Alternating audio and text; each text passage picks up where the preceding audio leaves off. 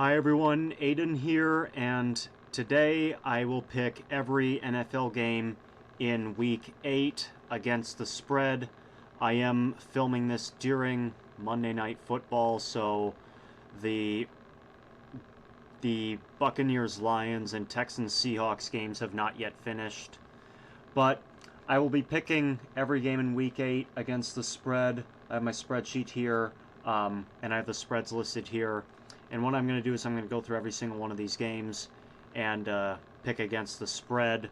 So, for example, what this indicates with Chargers -3, as an example, this means the Chargers are favored to win by 3 points. If I think they're going to win by more than 3 points, I'll pick the Chargers. If I think the Vikings are either going to win outright or lose by fewer than 3 points, I'll pick the Vikings. So that's just a note on how the spreads work.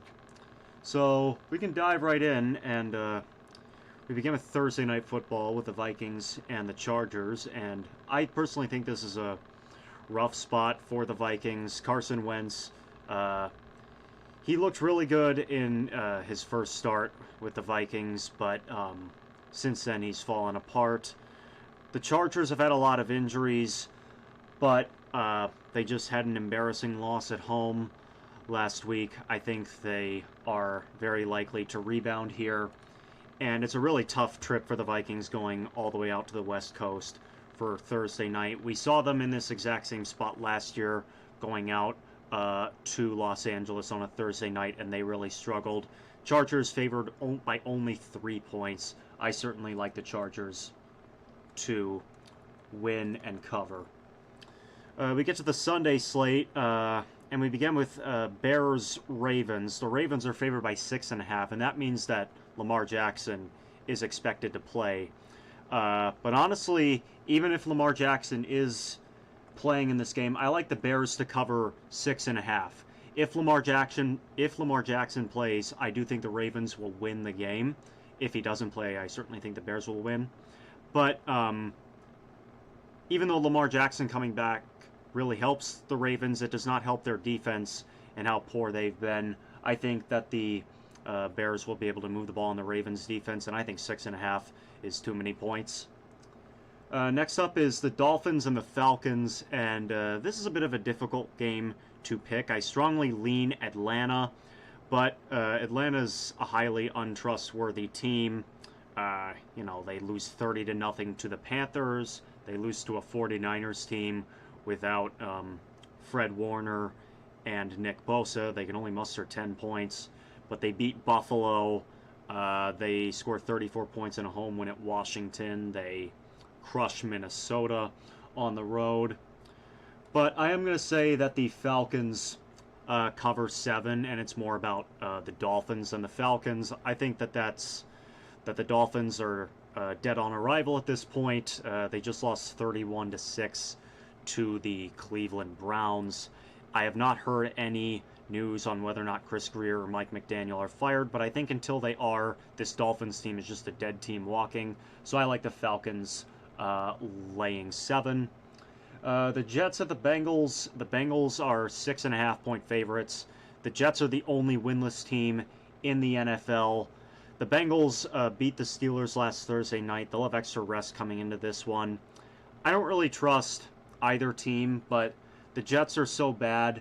I mean, the Bengals can at least be competitive with Joe Flacco, I think, and the Jets are the worst team in the NFL, so I like the Bengals to cover 6.5.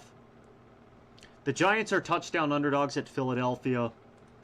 I think they cover the touchdown. I don't think they sweep the Eagles, but, of course, 2 weeks ago on Thursday night, the Giants blew out the Eagles 34-17. The Giants had a really tough loss last week against the Broncos. The Eagles, although they did get back on track with a win at Minnesota, it was another one-score win. I don't think the Eagles have not blown out anybody this year. I believe their wins are by margins of 4 points, 3 points, 7 points, 6 points, and 6 points again. I think 7 points is too many. I think Jackson Dart has looked really good since he's taken over the starting job. The Giants have seemed reinvigorated by Jackson Dart, so I think they'll cover the touchdown. 49ers at Texans. Texans are only favored by 1.5, so it's essentially a toss-up. I think this is a very low-scoring game. I don't think the 49ers defense is good without Fred Warner and Nick Bosa. It was more about the Falcons playing poorly last week that they held the Falcons to 10 points. The Texans offense is also very untrustworthy. So I think this is a super low-scoring, ugly game, but I will give the edge to the Texans simply because they're at home. And if the quarterback matchup is C.J. Stroud versus Mac Jones, although C.J. Stroud has not really been the same he's been in his rookie year, I do think he's a better quarterback than Mac Jones. Buffalo, Carolina. The Bills laying 7.5 points on the road. The Bills have looked rough the last couple of weeks. I do expect them to bounce back and get a win here. Maybe they win by 6 or 7 points and it isn't as close as the game looks. The Bills are coming off a bye. They haven't lost 3 in a row in a long time. But I think 7.5 points is just too many, especially with the Bills having a big game against Kansas City coming up after this. I think the Panthers will cover 7.5, although I don't think they'll win outright. The Patriots laying a touchdown at home against the Browns. The Patriots have obviously looked incredible. Drake May's looked incredible. I do think adversity will hit them at some point this season, maybe as soon as the week after this one, hintity hint hint, but I do not think it will hit this week. The Browns have been a sneaky good team at home, but they are not the same team on the road. I don't think the Browns can beat anyone on the road. Their defense is not nearly as good on the road, and Drake May's playing incredible. I expect the Patriots to blow out the Browns at home. Next up, the Bucs are laying 6 points against the Saints in New Orleans. I think that's too many, especially given that this is a divisional game. I think the Saints cover 6, although I don't think they'll win outright. The Bucs defense is not very good. Although the Saints defense is downright atrocious, their offense actually is not, especially at home. I think the Saints can keep this one close. I think the Saints can move the ball on the Bucs. I think this will be a lot like a lot of other Bucs games this year. I'll say Bucs 24, Saints 21, maybe with the Saints covering this 6, getting a backdoor cover. The Broncos are field goal favorites at home against the Cowboys. I've not been impressed with the Broncos the last couple of weeks, and the Cowboys' offense has looked really good, but I'm going to go with the Broncos to cover the 3 points, simply because the Cowboys have not been a good road team this year. They lost to Carolina on the road. They got blown out by the Bears on the road. And this game at high altitude is very tough for the Cowboys going on the road. Their offense doesn't function as well on the road, and the Broncos' defense is really good. So I will lean that the Broncos cover the field goal, although I would be surprised if the Broncos blew out the Cowboys. The Colts are favored by a full 2 touchdowns at home against the Titans. Boy, that's a lot of points. Although the Titans are absolutely terrible. Honestly, I think this is too many points for a divisional game.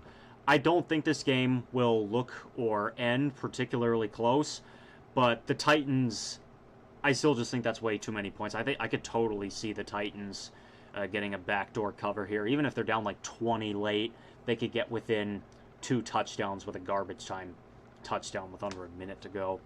So I'll go with the Titans to cover the 14 points. The Packers are 3.5-point favorites in Pittsburgh.